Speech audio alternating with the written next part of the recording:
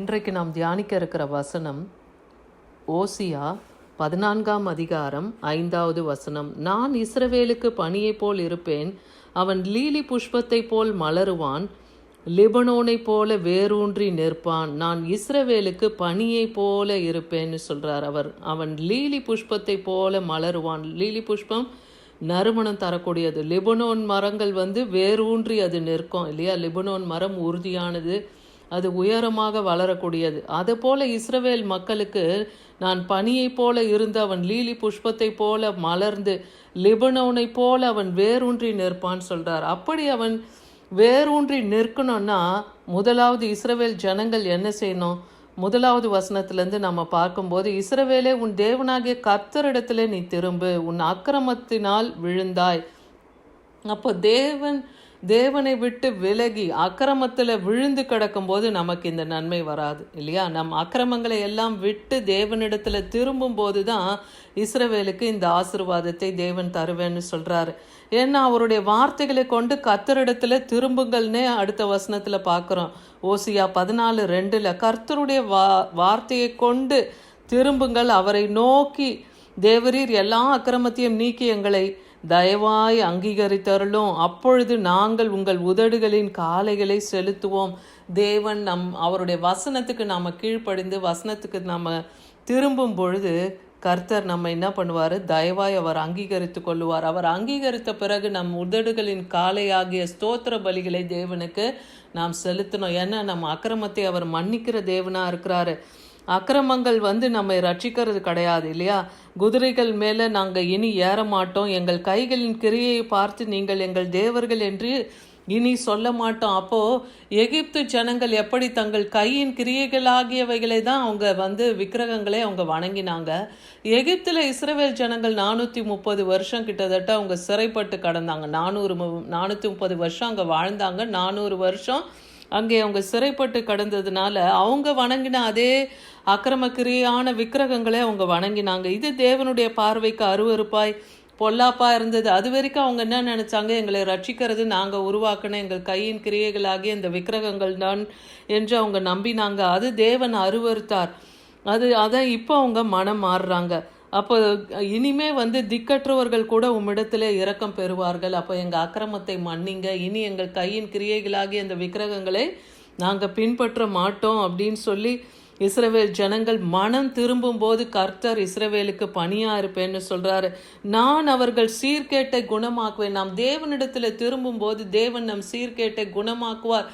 நாம் கொடுமையான பாவ காரியங்கள், இச்சைகள், வேசித்தன ஆவிகளில் நிறைந்தவர்களாய் காணப்பட்டால் இன்றைக்கு தேவனிடத்தில் நாம் மனம் பொருந்தி மனம் திரும்புவோமானால் நம் சீர்கேட்டை தேவன் குணமாக்கி நம்மை பூரணமாய் அவர் சிநேகிக்க, மனப்பூர்வமாய் அவர் நம்மை சிநேகிக்க அவர் வல்லமை உள்ளவராக இருக்கிறார். அவர் கோபம் நம்மை விட்டு நீங்கும். அப்போ இன்னைக்கு நம் அக்கிரம கிரியைகளை தேவனிடத்தில் அறிக்கையிட்டு அவர் மன்னிப்பை நாம் பெறும்போது இஸ்ரவேலுக்கு தேவன் பனியை போல இருப்பார்.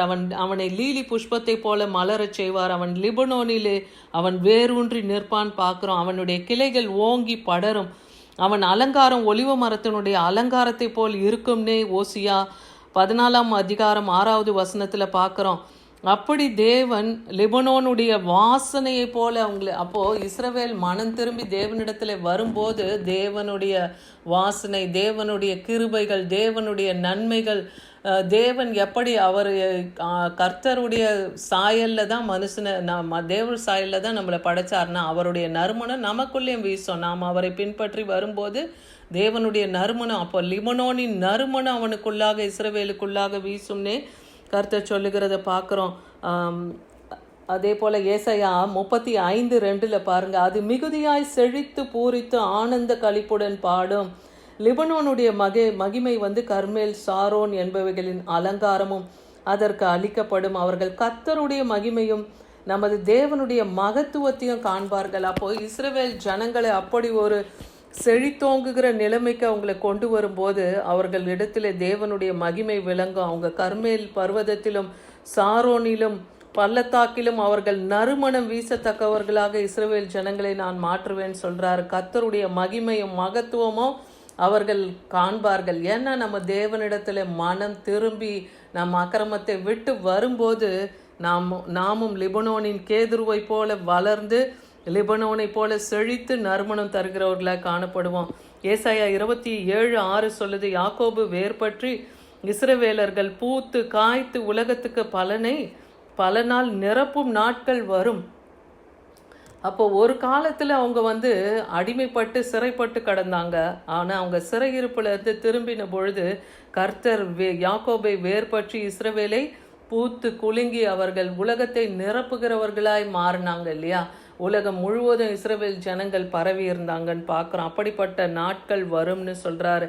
அதே போல் விசுவாசத்தில் நம்ம இருதயங்களில் தேவன் வாசமாக இருக்கணும். அவர் அன்பிலே நாம் வேரூன்றி நிலை பெற்றவர்களாக இருக்கணும். தேவனை அறிகிற அறிவிலே அவருடைய அன்பின் நீளம் அகலம் ஆழம் இவ்வளவென்று நாம் அறிகிறவர்களாய் இருக்கணும். அப்போ தேவ அன்பை நாம் அறிஞ்சிட்டோம்னா நம்ம அக்கிரமத்தின் பக்கம் நம்ம போக மாட்டோம் இல்லையா.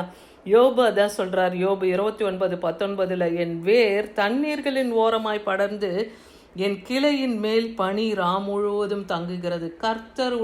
கர்த்தர் தருகிற அந்த பனி அது ஒரு செழிப்பு. ஏன்னா இந்த உலகத்தை இந்த பூமியை உண்டாக்கும் போது எந்த புல் பூண்டு எதுவுமே முளைக்கல. தேவன் அந்த பனியை பெய்ய பண்ணின பிறகுதான் அந்த போடப்பட்ட அந்த விதைகள் எல்லாம் முளைத்ததுன்னு பார்க்குறோம். அப்போ தேவனுடைய கிருபை இருந்தாதான் அந்த பனியானது பெய்யும். அதுதான் படர்ந்த கிளையின் மேல் பனி முழுவதும் தங்கி இருக்கிறதுன்னு இங்கே யோபு சொல்லுகிறத பார்க்குறோம். அதே போல் கர்த்தருடைய வசனம் எப்படி இருக்குன்னா அது தேவனுடைய தேவனை நாம் துதிக்கும் போது அது பனி போல இருக்குன்னு உபாகம் 32:2 பார்க்குறோம். மழையானது இளம்பயிரின் மேலே பொழிவது போல என் உபதேசமும் பொழியும். பனித்துளிகள் எப்படி புல்லின் மேல் இறங்குகிறது போல என் வசனமும் இருக்கும்னு சொல்றார்.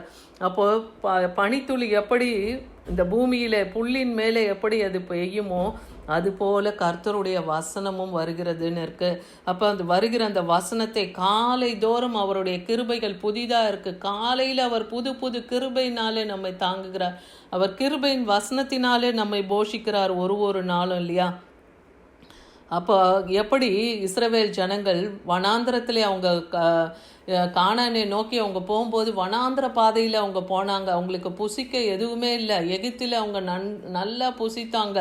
ஆனால் அந்த வனாந்திரத்தில் அவங்களுக்கு புசிக்க எதுவும் இல்லாத போது தேவன் வானத்தின் மன்னாவை தூதர்களின் அப்பமாகிய மன்னாவை அவர் பனியை போல பெய்ய பண்ணினார்னு பார்க்குறோம் இல்லையா. அது சிறு எப்படி இந்த தனியாவுடைய தனியா அந்த விதை எப்படி இருக்குதோ அது போல தான் அது குட்டி குட்டியாக பனியை போல அது விழுந்ததுன்னு பார்க்குறோம். அப்போது தேவனுடைய வசனமும் இன்னைக்கு காலை தோறும் தேவன் நமக்கு கொடுக்கிறவராக இருக்கிறார். மீகா 5:7 பாருங்க. யாக்கோபிலே மீதியானவர்கள் கர்த்தாவே வருகிற பனியை போலவும் மனுஷனுடைய கரத்தினாலும் மனுபுத்திரனுடைய தாமதியாமலும் பூண்டுகள் மேல் வருகிற மழைகளைப் போல அநேக ஜனங்கள் நடுவிலே இருப்பார்கள். அப்போ யாக்கோபின் மீதியானவர்கள் அதான் இஸ்ரவேல் ஜனங்கள்ல மீதியாய் இருக்கிற அவர்களை கூட தேவன் என்ன பண்ணுவாராம், பூண்டுகள் மேல் வருகிற மழையை போல அநேக ஜனங்களுக்கு நடுவிலே அவங்களையும் இருக்க வாசம் பண்ண செய்வேன்னு சொல்றாரு. அதே போல இன்னைக்கு தேவனுடைய வசனத்தின் மேல் பசி தாகம் உள்ளவர்களாக இருக்கும்போது கர்த்தர் தாகம் உள்ளவன் மேலே அந்த தண்ணீரை ஊற்றுவேன்னு சொல்றாரு இல்லையா. உன் சந்ததி மேலே என் ஆவியும் உன் சந்தானத்தின் மேலே என் ஆசீர்வாதத்தையும் ஊற்றுவேன். அப்போ தேவனை நோக்கி நாம் கேட்கும்போது இது ஏசாயா 44:3 பார்க்குறோம் இந்த வசனத்தை. அப்போ அவர் தாகம் உள்ளவங்க மேலே தண்ணீரையும் வறண்ட நிலத்தின் மேலே ஆறுகளையும் அவர் ஊற்றுவேன்னு சொல்றாரு. அப்போ இன்னைக்கு நம்ம சந்ததி மேலேயும் கர்த்தருடைய ஆவி இறங்கும். சந்ததியின் மேலே அவர் ஆசீர்வாதத்தை பெய்ய பண்ணுவோம். அவர் வல்லமையுள்ளவராக இருக்கிறாரு. அதுதான் நாம் லூக்கா 12:23 வசனத்தில் நீங்கள் பார்க்கும்போது ஆகாரத்தை பார்க்கிலும் ஜீவனும் உடையை பார்க்கிலும் நம்முடைய சரீரமும் விசேஷித்தவைகள் என்ற கர்த்தராகிய இயேசு கிறிஸ்து சொல்லுகிறத பார்க்குறோம். அப்போ இந்த சரீரம் எவ்வளோ விசேஷமானது. இதை பாதாளத்தில் போய் அழிந்திடக்கூடாது. இது நித்திய ஜீவனை அடையணும் என்பதற்காக தான் நம்ம ஆண்டவராகிய இயேசு கிறிஸ்து இந்த உலகத்திலே தன் ஜீவனை கொடுத்தாருன்னு பார்க்குறோம் இல்லையா. அப்போ அந்த விலையேற பெற்ற ஒரு ஜீவனை கொடுத்துருக்கிறார். நம்மை பாவத்திலிருந்து ரட்சிக்க அவருடைய இரத்தத்தினாலே நம்மை மீட்டு கிருபையினாலே அவர் நம்மை ரட்சித்திருக்கிறார். இதை நாம் இந்த நாளிலே உணரணும். ஏன்னா காட்டு புஷ்பங்கள் எப்படி வருகிறது என்று ஒருவனும் கவனித்து நாம் பார்க்கணும். அவைகள் உழைக்கிறதும் இல்லை, நூற்கிறதும் இல்லைன்னு சொல்றாரு. சாலமோன் முதலாய் ஞானம், சர்வ வல்லமுள்ள ஞானம் படைத்தவனால கூட அதை உடுத்துவிக்க முடியாது. அப்படி எல்லாவற்றையும் உடுத்துவிக்கிற தேவன், காட்டு புஷ்பங்களை உடுத்துவிக்கிற தேவன், இன்னைக்கு நம்முடைய தேவைகளையும் அவர் சந்திக்க வல்லமுள்ளவராக இருக்கிறேன்னு சொல்றாரு. அதனால நம்ம ஒன்றை குறித்தும் கவலை கொள்ளாதபடிக்கு தேவனிடத்திலே அவருடைய வசனத்தை நாம் பற்றிக்கொண்டு அவர் வார்த்தையின்படி கீழ்ப்படிந்து நம் அக்கிரம நினைவுகள், அக்கிரம சிந்தையை விட்டு நாம் தேவனிடத்திலே திரும்பும் போது இஸ்ரவேலுக்கு அவர் பனியை போல இருப்பார். அவன் லீலி புஷ்பத்தை போல மலர்ந்து லிபனோனின் கேதுருவை போல அவன் வேரூன்றி நிலை நிற்பான். ஆமீன்.